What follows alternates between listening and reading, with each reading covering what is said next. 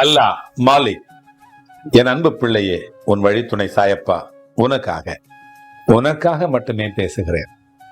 உன்னை நினைக்கையிலே உனக்கு எந்த விதமான போதனையை நான் தர வேண்டும் என்று நான் யோசிக்கிறேன்.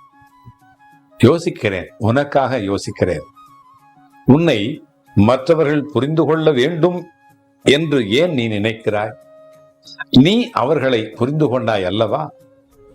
அப்படி இருக்கையிலே அவர்கள் கேட்க போகின்ற கேள்விகள் இதுதான் என்றும், நீ ஏற்கனவே எதிர்பார்த்த கேள்விகள் தான் என்றும் நீ உணர்கிறாய்.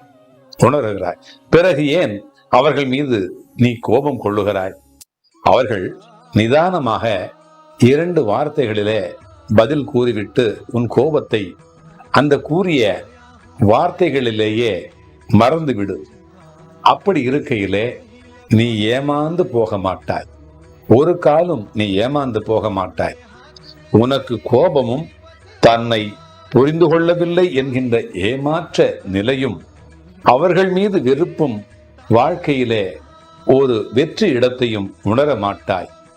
உன்னை நான் என் வசமாக இழுப்பதற்கு காரணம் நீ மனிதநேய உள்ளம் கொண்ட என் பிள்ளை என்பதனால்தான்.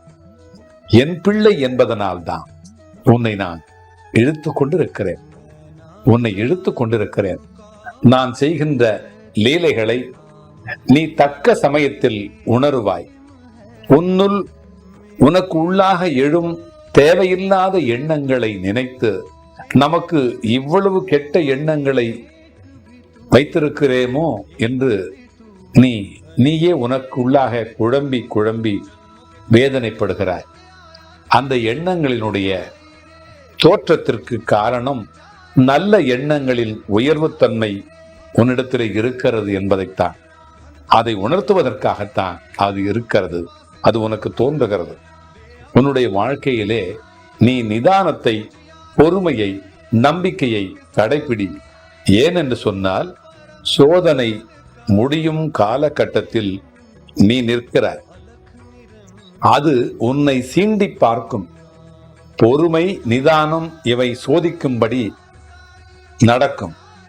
நம்பிக்கையை நீ கெட்டியாக பிடித்துக்கொள்.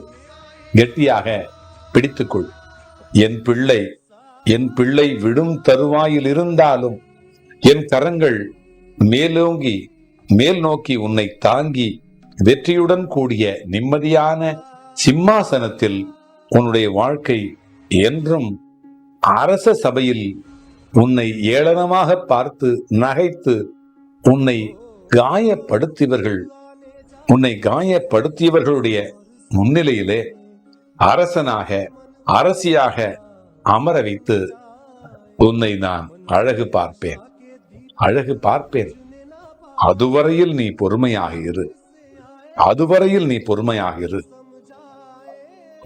இரு என்று சொன்னால், ஒரு பாத்திரத்திலே ஒரு குழாயிலிருந்து நீர் ஊற்றி கொண்டிருக்கிறது. நேராக பிடித்தால் சீக்கிரமாக அது நிரம்பும்.